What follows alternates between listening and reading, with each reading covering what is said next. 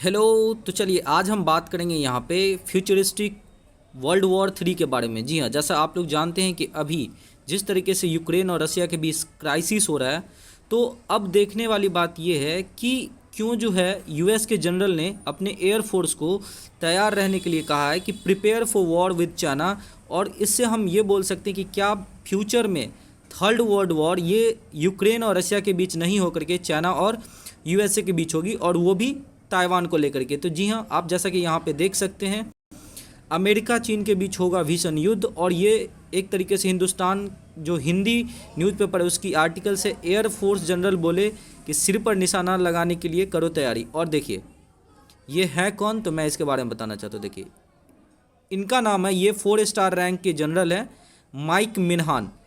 और ये already Iraq war में भी यूएसए के तरफ से लड़ाई कर चुके हैं। और ये एक्चुअली में एयर मोबिलिटी कमांडर, देखिए आपको पता होगा कि हमारे सैनिक सेना का जो है ना कमांडर जो है एक तरीके से आप बोल सकते हैं होते हैं, और वो लीड करते हैं आपको डिफरेंट एरिया में। जैसे आपको पता होगा हमारी थिएटर कमांड भी अब बनने वाली है, तो वहाँ पे जो है ना तीनों सेना होंगे। तो उस टाइप के यहाँ पे थिएटरल कमांड में जो एयरफोर्स की एयर मोबिलिटी कमांडर है यूएसए की, उसके ये हेड हैं।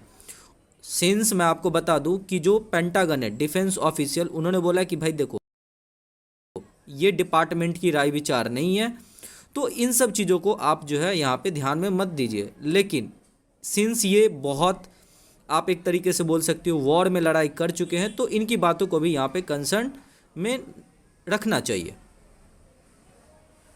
अब देखिए हुआ क्या कि इन्होंने बोला कि ऐसा उम्मीद किया जा रहा है कि 2025 तक होगा। अब रीजंस क्या है, तो इन्होंने 2-3 रीजंस बताया, मैं उसके बारे में यहाँ पे डिस्कशन करूँगा। पहला तो इन्होंने बोला कि 2024 में यूएसए और ताइवान दोनों जगह जनरल इलेक्शंस होंगी।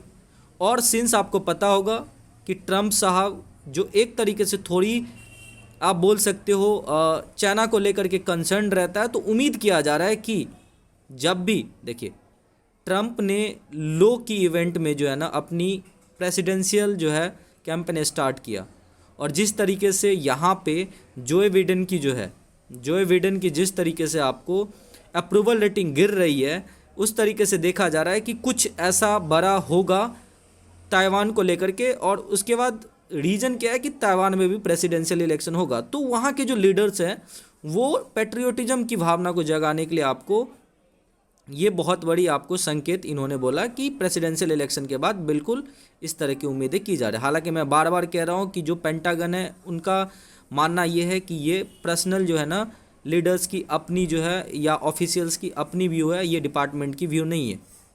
और ये चीज़ें आपको रिपब्लिकन जो एक तरीके से आपको पता होगा कि यूएसए में जो कांग्रेस होते हैं उसके जो रिपब्लिकन एक लीडर हैं, उन्होंने बोला है कि ये बहुत बड़ी एक तरीके से आप बोल सकते हो ज़्यादा चांसेस है कि यूएसए मिलिट्री कॉन्फ्लिक्ट करेगी चाइना के साथ।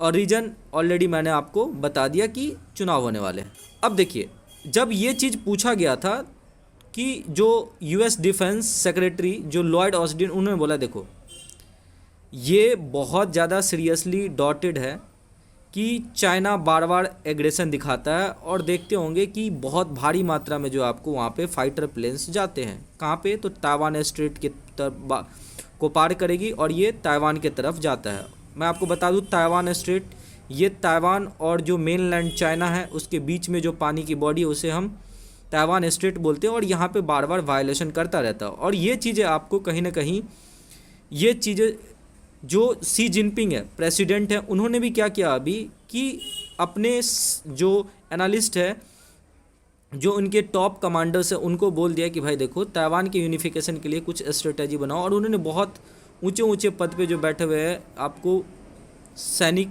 के आप बोल सकते हैं एनालिस्ट या स्ट्रेटेजिस्ट है, उन सबको यहाँ पे बैठाया, और इनका नाम है वांग विंग लेफ्ट। ये आपको सी जिनपिंग के फ़ोटो के लेफ्ट मिलेगा, इन्हें ही हेड करने के लिए बोला गया। और ये सारी चीज़ें देख करके उम्मीद किया जा रहा है कि फ्यूचर में आपको इस तरह की चीज़ें होने वाली है।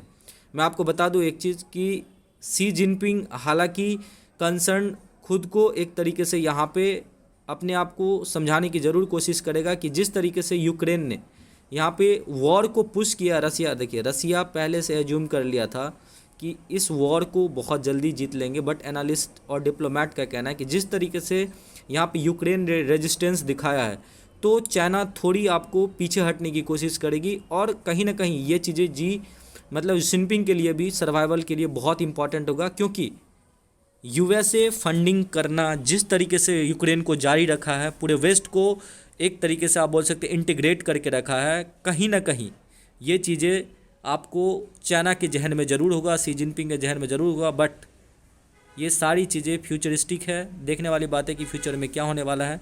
इसी नोट के साथ मैं आपको यहीं पे विराम देता हूँ। मैं आप लोगों से पूछना चाहता हूँ कि आप लोग इस पार्टिकुलर कंसर्न के बारे में क्या जानना चाहते हैं, ज़रूर हमें कमेंट बॉक्स में बताइए। Thank you so much for watching this video. बहुत बहुत धन्यवाद।